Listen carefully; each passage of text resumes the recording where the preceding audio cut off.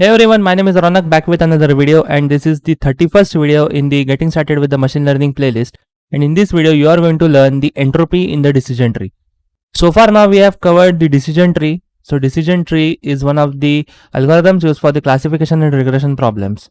So decision tree commonly looks like this, alright, where you have, let's say, so if we analyze the decision tree, a decision tree is based on some reasoning where you have a particular decision to make and you get an outcome. So there is weather, alright, so there is sun, there is cloud, and there is rainy. Okay, so if it is sun, it is going to ask you what is the time, and later on it is going to give you one more decision tree. So the yellow nodes that you see in this are known as leaves, and the main blue colored weather is the root node, and others are the trees. So this weather, time, and hungry are the features in the data set where you finally get an outcome. So you want to actually have in your class that are you going to take bus to the work, or let's say are you going to walk to the work or college.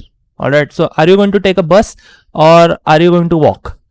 So that is based on parameters like what is the time, alright, then is the person hungry or not, and what is the weather. Alright, so those are the things, and there is a precedence of the trees in its depth. So the first tree that you see is weather, later on it is time and hungry.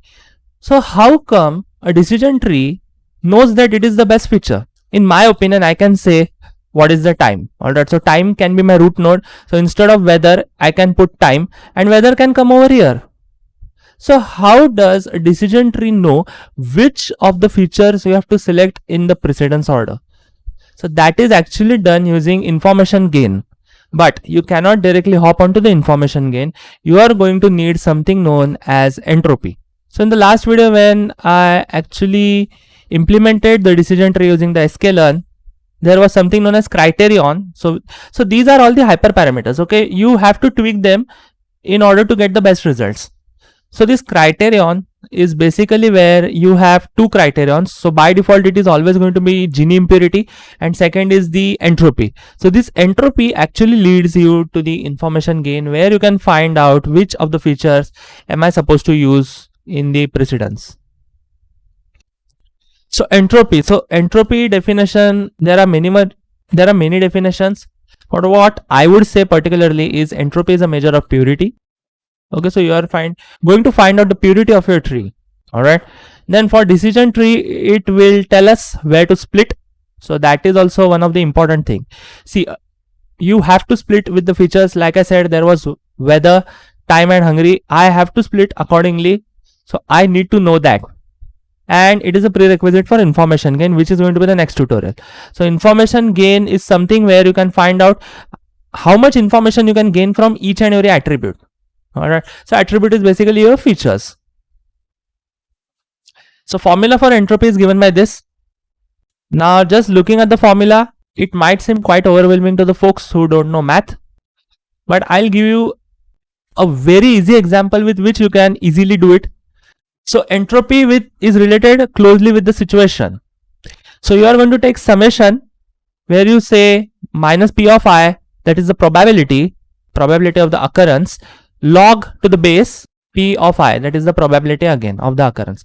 Now I'll actually give you an example which will make things very much easier. So this is a data set commonly known as are you going to play golf or not. Okay, it is publicly available and all of the people use this for showcasing all of the concepts. So most commonly this one is used in the naive Bayes algorithm, but today we are actually going to work using decision tree entropy on this one. Here are my four attributes, my four features that actually tell me do I have to play golf or not. So there is outlook, where it is going to see if the weather is rainy, overcast, or sunny. So three type of weather differentiations are done.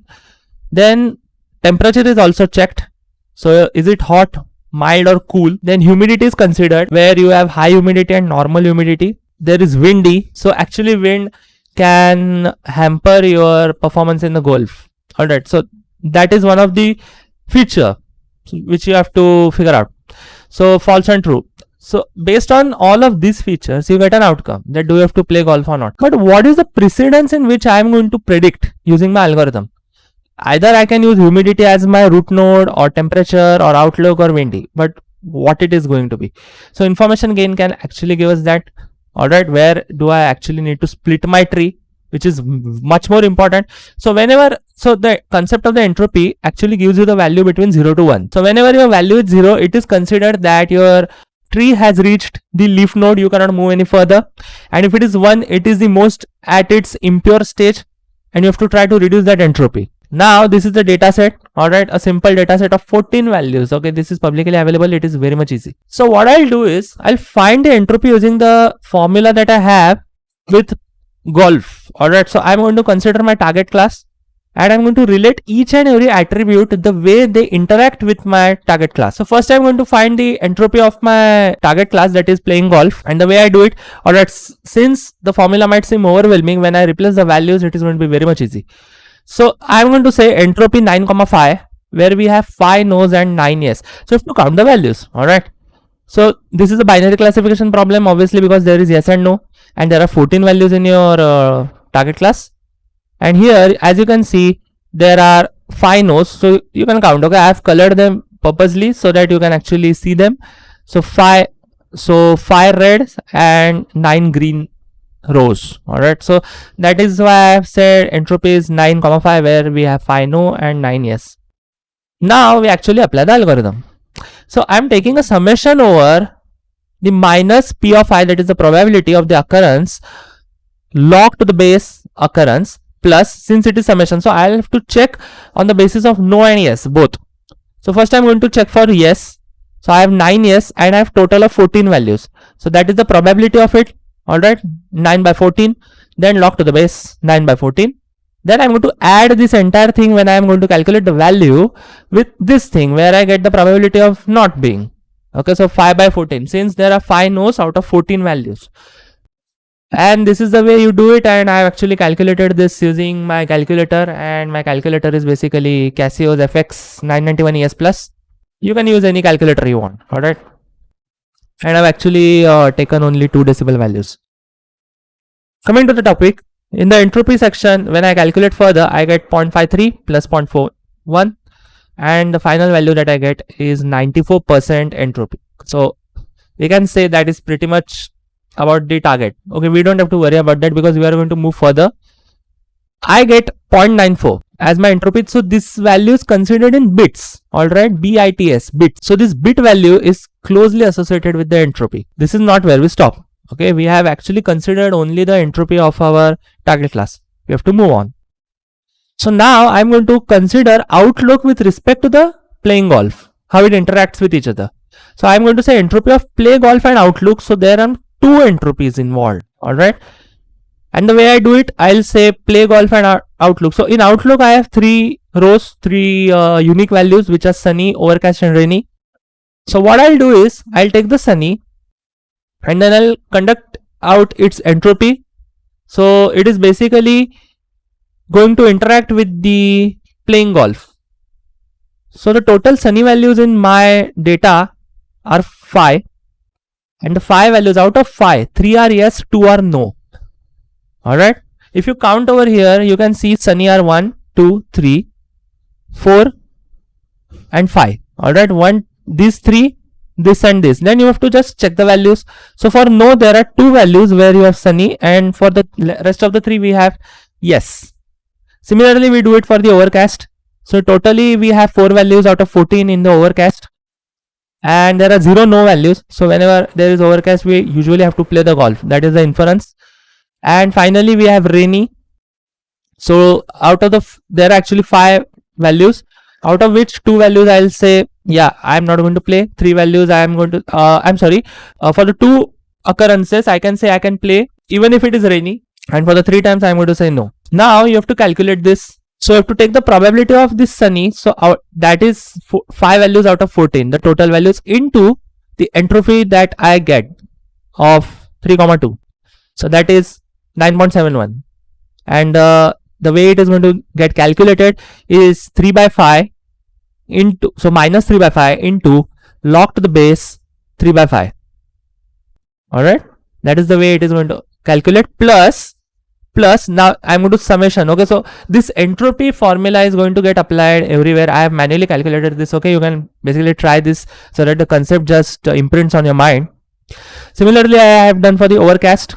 So since I have 4, 0, if I had 4, 4, I would have got 1, but here it says 4, 0. This indicates that it has reached its leaf node. So whenever there is overcast, I'm going to say yes, I'm going to play. I don't care.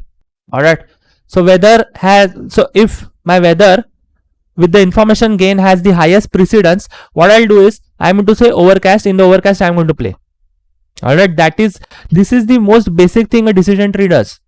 Similarly, I did for rainy. Finally, I get the value. So this is 69.3% value. All right. So not in the percent, I would say it is 0.693 bits. That is the value I get for the entropy. Similarly, I do it for the temperature. So there are 3 values: hot, mild, and cool. And I'm going to calculate according to the occurrence they have.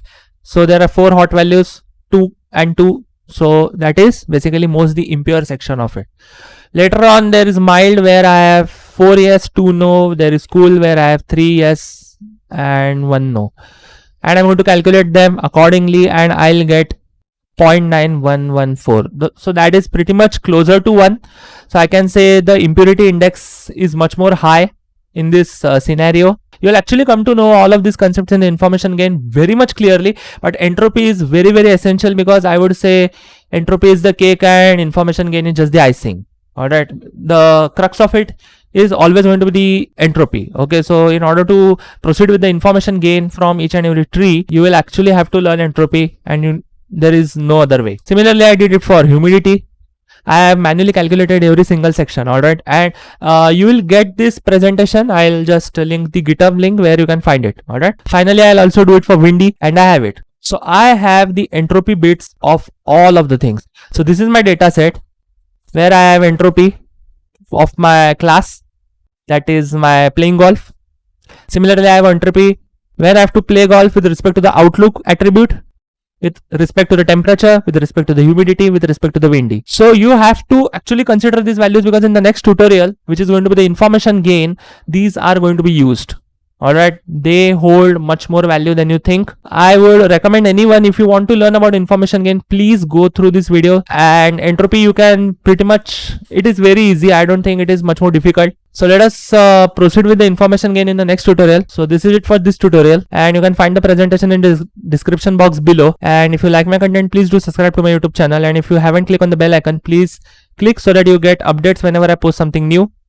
So thank you for watching. Goodbye.